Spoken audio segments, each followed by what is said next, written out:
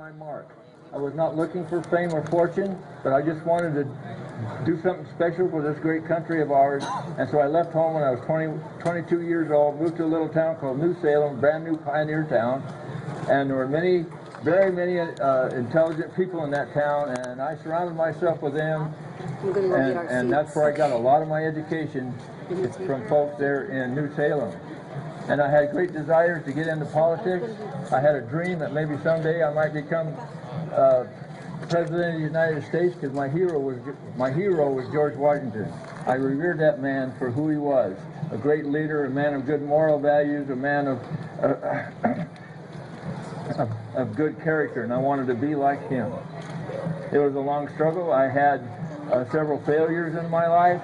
I wanted to be a businessman in New Salem, and I didn't do well with that, and it failed. New Salem failed because of different things I won't have time to go into right now. But then when I left town there on a borrowed horse and saddle, I owed $1,200. I was $1,200 in debt. I called it my national debt. It took me 10 years to pay it off.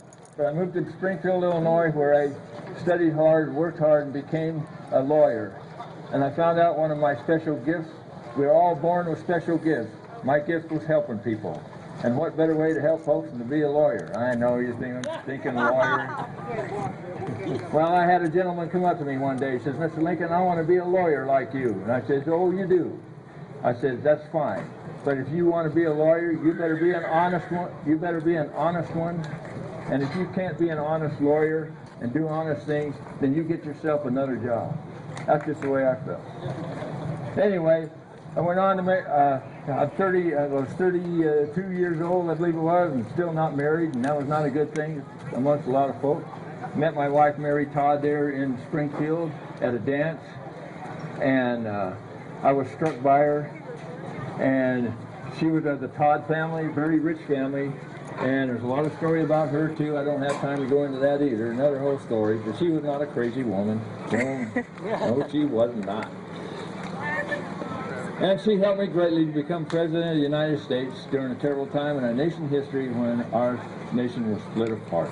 Anyway, and so we'll open up the field for questions from you folks, and we'll answer them to the best of our ability. And there's a man with a microphone right over there in the red shirt. Do I ask a question? Now y'all have a unique opportunity here. We have President Davis and President Lincoln before you. And all these sleepless nights you